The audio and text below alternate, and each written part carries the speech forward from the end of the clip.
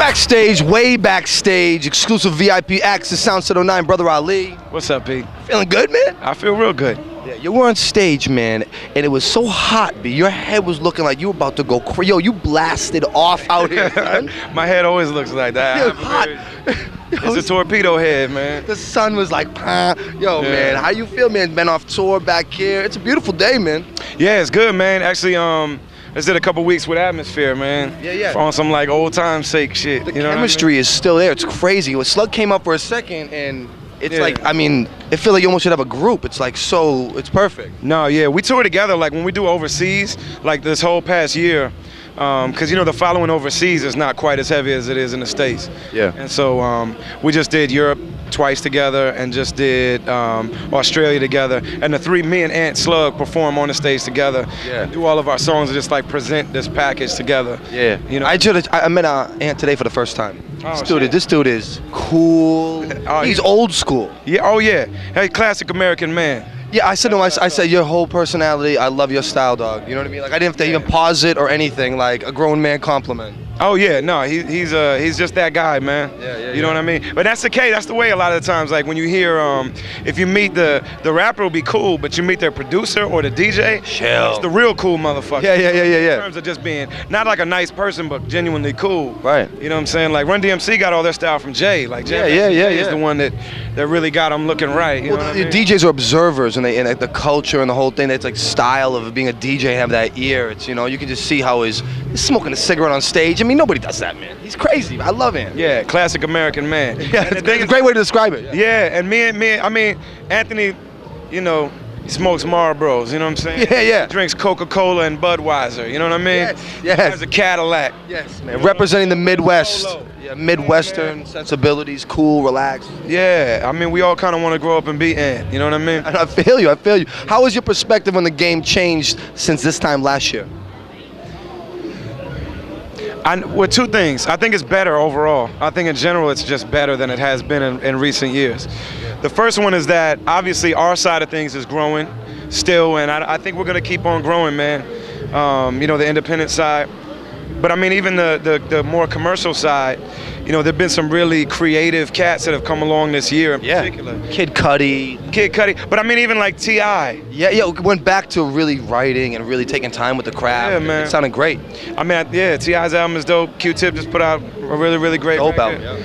I think that what Kanye West decided to do, whether you like that 808 or Heartbreak or not, I personally love it. Yeah, it's dope. It's classic. But you know, a lot of people don't really care for it. They're sick of auto-tune or whatever.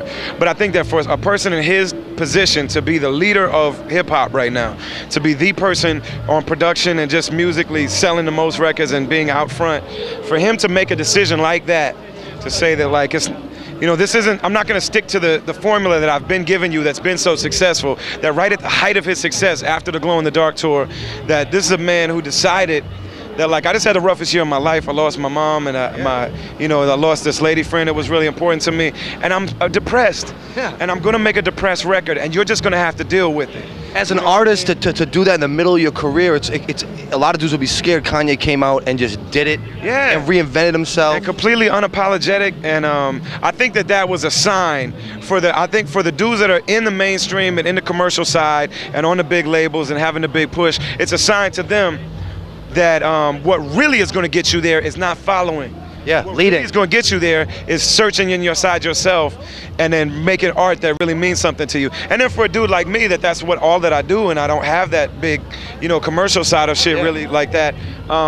For somebody like me, it feels like him saying, yeah, you're right. I know you're right. Yeah. You know, it's dope. That's deep. Like, that's a great way to look at it. Yeah. And it's just that, you know, he has a certain type of charisma that works on a broader scale. It's more accessible. You know what I mean? And all these guys, you know, T.I. and all them dudes, man. I really am. I'm proud of where hip hop is going. There was a time when I didn't always feel that way. Yeah, Eminem was coming back saying that he saw lyricism coming back. Lil Wayne, T.I., Kanye, you know, Andre 3000, certain guys that always are just, you know, like he said, leaders, the leaders. If you really look at the true leaders in mainstream rap, you know what I'm saying? All of them are you know, men that really put a lot into their craft, and it's really who they are. Yes. You know what I mean? I think that there's a lot of comparison that you can make between a Lil Wayne and a Slug even. Yeah. You know what I mean? Dudes that just live in the studio and just make music. They're always on tour.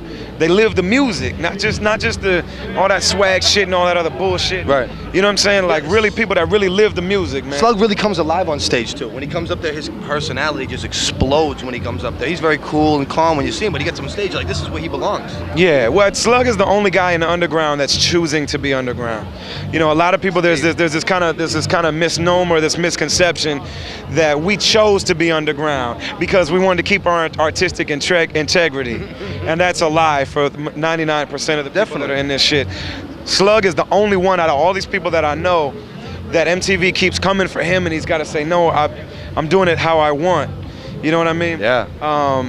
I think that he has seen that he could have blown up many times. He could have blown up in 02 and 03. Every time he comes up with a record, the big industry wants to take him and put him on TRL. But I think what Slug wants is to have a lifetime career. He doesn't want, he said a line in a song years ago, I never want to blow up because I never want to fall off. Yeah. And that's true. The rest of us, on the other hand, never really had a place in the industry like that. So we made our own way. But the thing is that all these people that are out here, they don't feel like the music in the industry really speaks to them.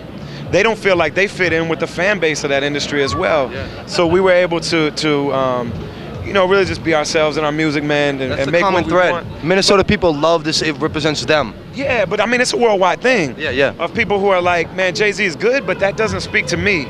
You know what I mean? And so for us to be kind of like outsiders in the shit, but push like we do, and our fans are in the same boat, you know what I mean? And I think we meet based on that. So that's why Immortal Technique sounds different from Far Side, sounds different from Sage Francis, sounds different from Merce, sounds different from me, you know what I mean? But what we all have in common is that there was no lane that existed when we started. You know what I mean? We just came out and did our own thing and did it so many times to the point where enough people start saying like, all right, I think I want to be a part of this. Yeah, and it's not going anywhere. In terms of it's not leaving. It's not, you guys aren't falling off. No, no. It's like only expanding every day. It's bigger and bigger. I mean, I think it's 17,000 people here today. I haven't heard a number, but I'm taking a stab. I heard 15. I heard 11,000 pre-sales. Last year we were looking at 14. We had this exact same conversation last year. I know. But I'm saying last year was 14. I think that end number was, and it's bigger this time. And I mean, this is really a sign, man. Congratulations, man. Yeah, thank you, brother. Thanks for being here. Appreciate you, man. Brother Ali. Uh-oh, the man, not the myth. Speak of the devil. I'm a trendsetter with a wicked vendetta. Been fed up in the skeleton shredder. There's never been better. Plus my 4th to the 10th letter. Rip heads quick, your little chick better. Never get a glimpse at her. Ugly charmer, gentleman caller. Sending them all to hell in a milk crate. Forrest Whitaker dictate. You need to get the dick out your intake.